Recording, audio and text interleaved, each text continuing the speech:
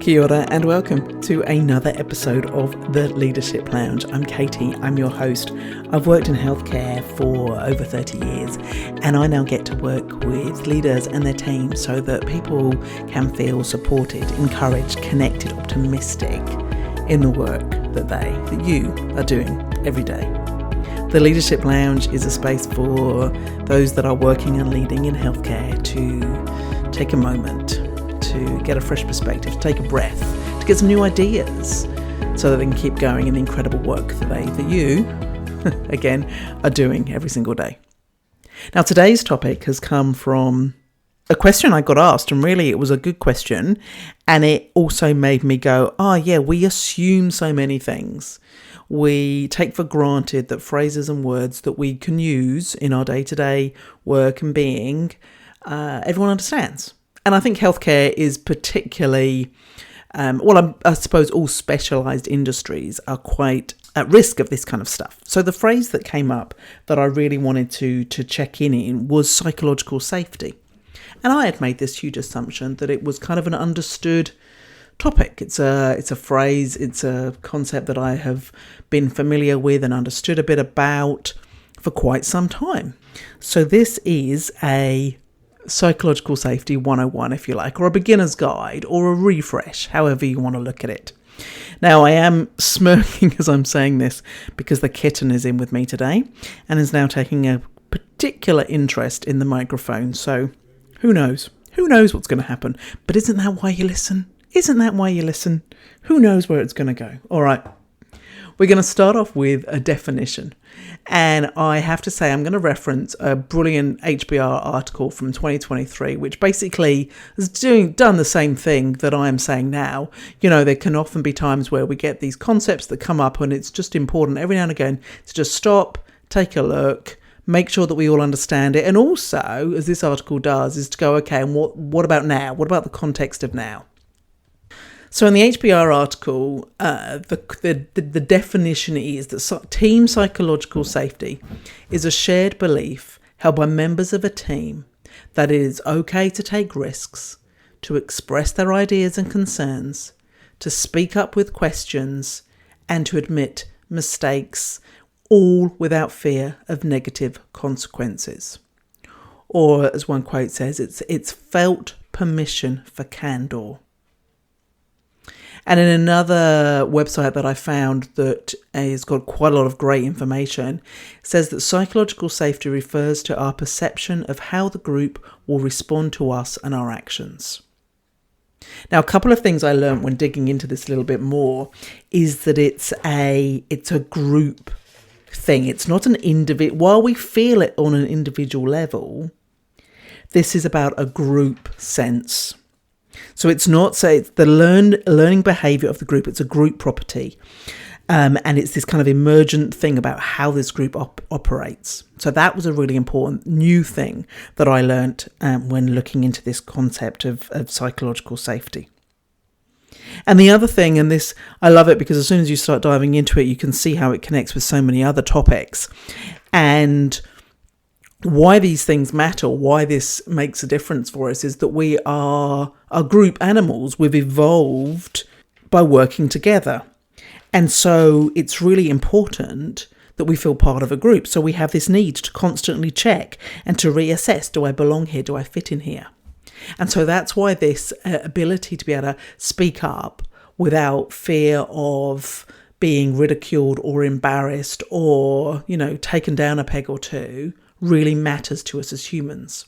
So we feel it as an individual basis, but it is a shared group kind of way of working and concept because it's how that group then works and learns together. And it's also the point in Amy Edmondson's book, the point where you just pull apart the difference between psychological safety and trust. So trust is that individual trust between one or two people, or between two people, whereas psychological safety is this group response. I think I may have overlabored the point about the group. Maybe I was just excited about learning that new element of psychological safety for me. So the next thing you go is so where has this come up? Now, I've already mentioned Amy Edmondson, and she is often the person that gets mentioned when talking about it, and it is a lot of where the concept was probably popularized. But the work actually began way back in the 60s, and then her work came out of her PhD in the 1990s. And what's interesting from a healthcare perspective is that her work actually started in the hospital setting. She set out to study the relationships between error making and teamwork in hospitals, so expecting to find that more effective teams made fewer mistakes. But what she found was that it was the teams who reported better teamwork seemed to experience more errors. And so when she started digging around to this, she began to think that maybe it's the fact that it's the better teams are more willing to report their mistakes because they felt safe doing so. And then that's where the research kind of flowed on from. And I love that idea because I spent probably quite a few chunks of my career in quality roles. And this idea of, when you look at your data on the number of errors you've had, falls or pressure injuries or medication errors or whatever it is, it's really important that there's the number that's been reported. That's the number that we're seeing the data on.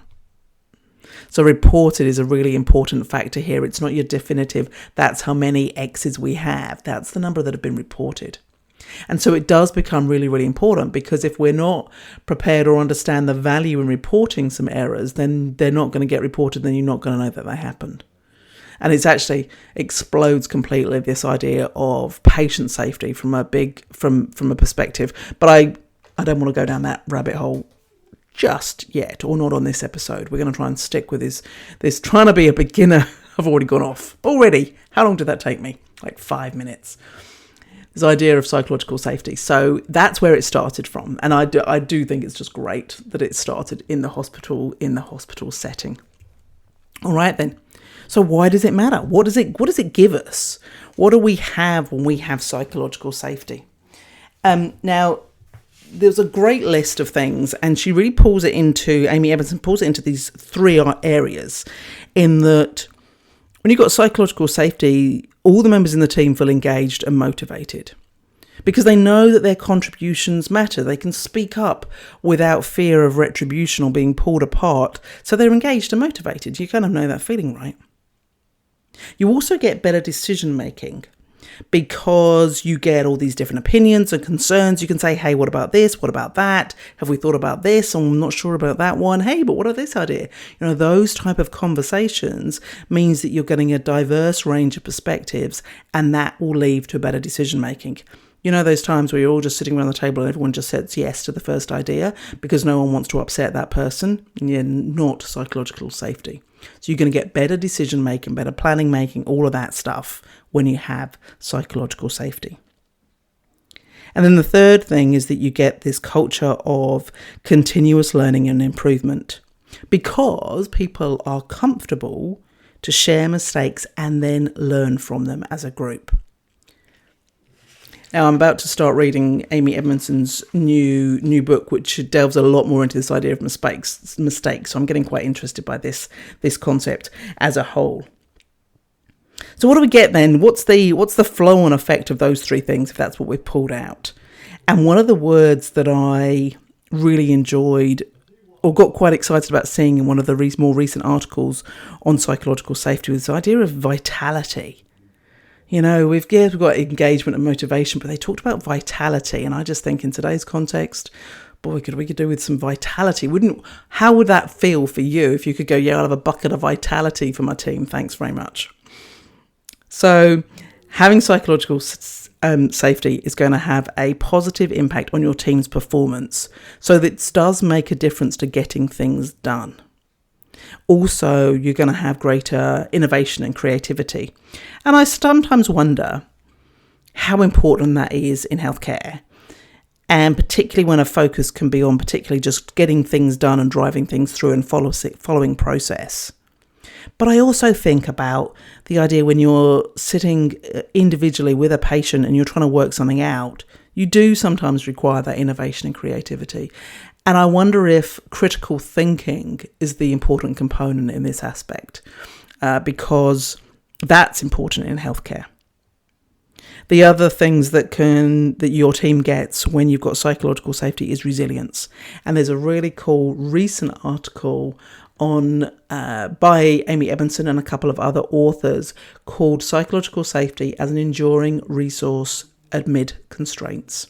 So psychological safety as an enduring resource amid constraints.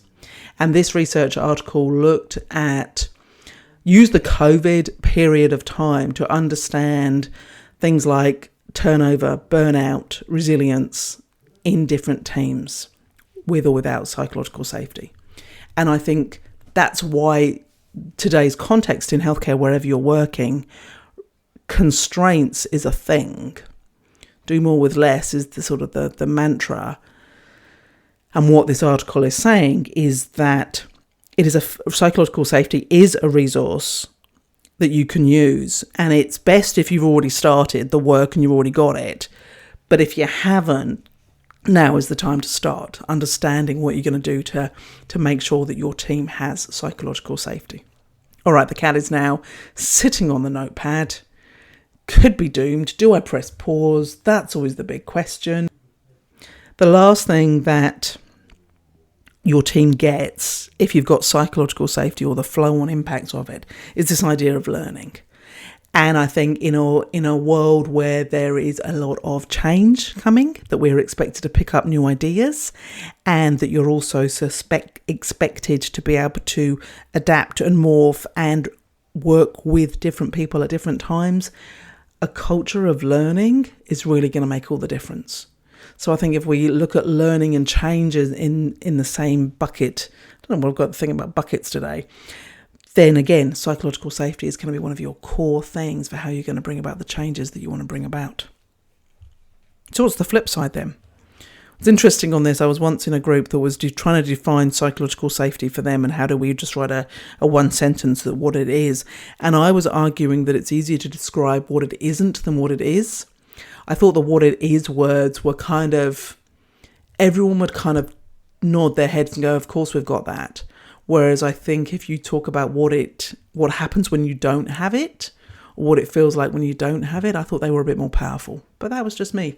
They were very surprised at me at the time because I'm normally the glass is half full, the optimist in the room. And so the fact that I was describing the negative attributes, they were really quite curious by that. Anyway, yet again, I'm off on a tangent. So not having psychological safety, what happens? Well, stress, burnout, turnover, and the negative impact on whatever it is that your team or organisation is trying to do, your actual performance is going to go down. There's an interesting part around this in terms of this idea of fear and hierarchy. They're probably the two things, and the fact that we can think that not terrifying people, but that use of fear as a motivator, so do this or else, that kind of fear being a motivator. And actually what we know from neuroscience is that fear inhibits learning and cooperation.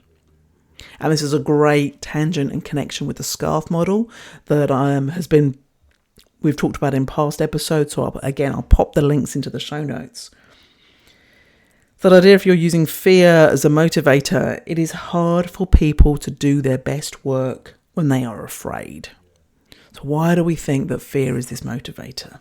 So you've got these people that we need to belong to each other, but yet we're actually fearful of everything and what might happen if we say this or do that, walking on eggshells, then we are not going to do our best work. And that has ripple effects wherever you are working in the health sector. So that was an important component of what happens when you don't have it. Now, this seems like a good point to bring in a couple of the myths about psychological safety. So first up, this myth that it's about being nice and avoiding discomfort. We're all just nice to each other, keeping the peace. Nah. Psychological safety means you can be honest and there can be candor. If there needs to be feedback, you need to give feedback. And that because you have this space of psychological safety and it is about learning and improvement and that we all care about each other here, then it's okay to have those conversations. So again, this now taps very much into the Radical Candor book concept model from Kim Scott, another one of my favourite models to kind of work with teams on. And as a very wise woman I knew that I worked with says, if we could just still do that, wouldn't that be great? So it's not about being nice or avoiding discomfort. It's about honesty and candor. Another myth, that it comes from the top down, that you can just go, right, we're going to roll out psychological safety, everybody, and we're just going to roll it down and everyone has to do these things. Yeah, no. If we flick back to that idea of fear, there's this, the hierarchy part is actually a big component of that fear. And so if I read from the Amy Edmondson's book called The Fearless Organization, it talks about hierarchy, or more specifically, the fear it creates when not handled well, reduces psychological safety. Research shows that lower status team members generally feel less safe than higher status members. And research also shows that we are constantly assessing our relative status and monitoring how we stack up against each other. So this idea that it can come from the top down actually contradicts that idea around the impact that hierarchy has on our psychological safety. Psychological safety is about the interpersonal relationships, and it's the fact that every single member on the team influences those feelings of safety. And again, it comes back to this idea that this is a group phenomenon. There's lots of lists about the myths of psychological safety, but the last one I'll bring in is the fact that it's static. It's one of those things that you can just go, yep, done. We've done the psychological safety lesson. Tick, we've crossed that off. We've all done the online training. Lovely. Let's move on. No, it's not one of those things. It is fluid and it requires attention. You can build it up and it can fall back down. It's one of those things that needs to be part of what you're doing every day, and that addressing it. And hence, another good reason for listening to a podcast about what is psychological safety. All right.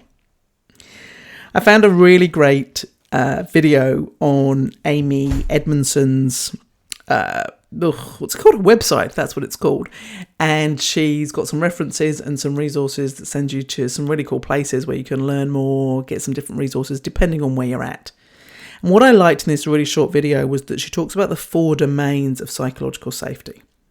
There is not the time in this episode to go into the how do we create psychological safety. This is your teaser trailer, if you like, around what it is, why it matters, and what, particularly in today's context, why it matters.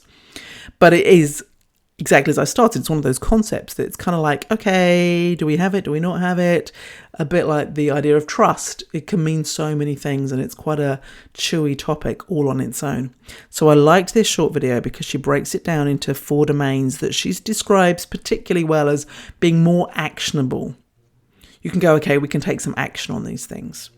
So her 4 domains are willingness and helpfulness, your willingness to help, ability to want to help each other. Second domain is inclusion and diversity. And this is about whether everybody feels valued and included in the team. Now, inclusion and diversity is getting quite a lot of attention right now around the world. And I think let's just lean into those conversations about what that is and get more aware of what inclusion and diversity actually mean. Third domain that she's talking about is this attitude to risk and failure. And so how openly that we share mistakes and learn from them. I think, as I touched on in last week's episode, this idea of risk in healthcare is a really fascinating one, and failure, because there's often this idea that when we fail, people die, and that's not what we're doing, why we're doing it. But actually, the conversations we have about risk and failure really do make a difference. And if we're going to think we're going to get it right all the single time, then we are potentially and highly likely deluding ourselves. So what is our attitude to risk and failure, and how do we share about mistakes and learn from them? And then the 4th domain is about open conversations. And this is this space of sitting around the table and feeling safe to speak up, raise concerns, ask questions, suggest other ways. So there's the 4 the 4 domains that she presents to make creating a space of psychological safety more actionable. Now, flipping back to that original article from HBR, which is really just very simply called "What is Psychological Safety?" The article's really cool because it starts with a bit of the background, a bit of the definition, talks about why it's important, talks about how the idea is involved, and then it kind of wraps up with how do you know if your team has it? So I hope by this point that you're just a little bit intrigued. And so I'm going to leave this teaser trailer with that. How do you know if your team has it? So there's different ways that this can be done. And on the website, again, that I'll pop the link into, there's a way to run a survey. But these are the 7 questions that will give you a sense to the degree of which people feel psychologically safe. So you can answer these for you yourself and the team that you're working on, or you can have a conversation with other people, or you can check out the links and the resources and try and explore this a bit more for your team. So the 7 questions. If you make a mistake on this team, it is not held against you. Members of this team are able to bring up problems and tough issues. People on this team sometimes accept others for being different. It is safe to take a risk on this team. It isn't difficult to ask other members of this team for help. No one on this team would deliberately act in a way that undermines my efforts. Working with members of this team, my unique skills and talents are valued and utilised. So they're the 7 questions. Now, with any sort of survey, there's always, they're never definitive, it's never perfect. But they were just some of those questions that you can ask for yourself about, do people on this team feel psychologically safe? So it does lead into the how then do you create psychological safety? And the article, you'll be glad to know, does go into it. And their top points are, it's to make clear why employees' voices matter. It's often easier to just stay silent. So why do people's voices matter?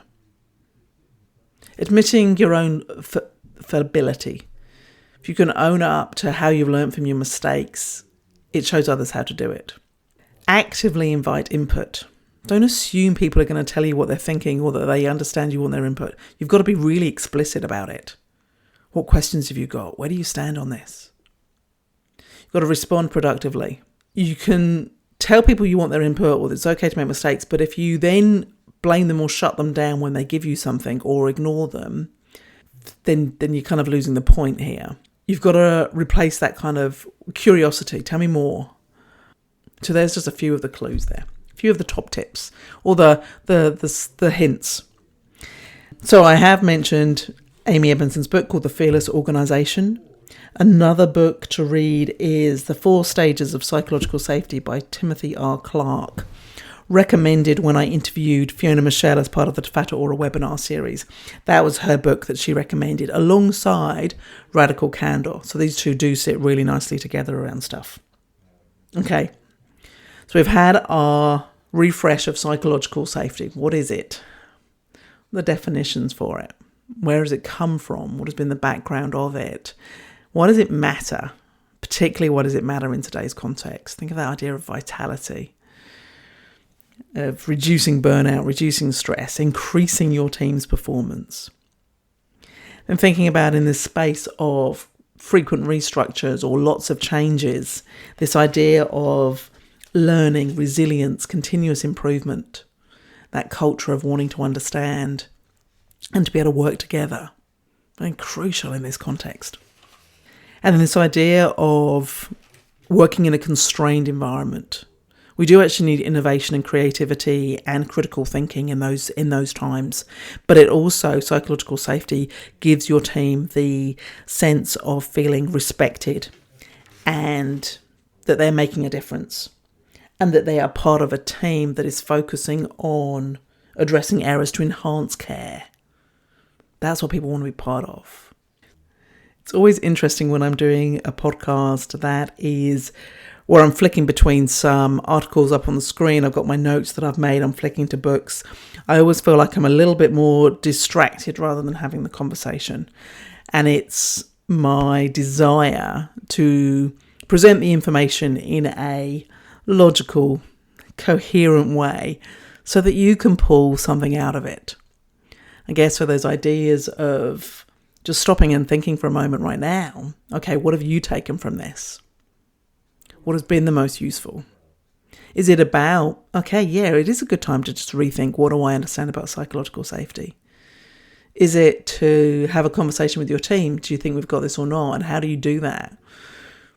Is it about clicking on one of the resources and one of the links and going, okay, yeah, let's go and find out a little bit more about it? Just like I've done this week, about getting really curious about, oh yeah, I talked about being able to speak up and that was about it.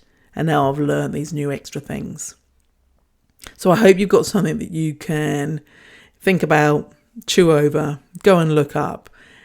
And more importantly, go and be able to take that into the places that you're working. Because I do believe right now, these ideas of psychological safety are going to be what holds us together, keeps us going, keeps the work we're doing relevant, safe, and impactful. All that the research is about, this is why we're here, and this is the how we can keep going, whatever the challenges or the issues, the situations that you're finding yourself in right now. Alrighty. Thank you so much for listening to another episode of The Leadership Lounge. There will be the lists of show notes, the links and the resources in the show notes that you can find on my website, katiequinny.com. While you're there, noodle around and download one of the resources and get yourself on the email list for the No Jedi email. That is your bright spot of inspiration, encouragement and hope that comes out every week into your inbox. I'm Katie, I'm your host. It is a delight to be nattering away to you on a weekly basis on the Leadership Lounge, and I will see you or talk to you again next week. You take care.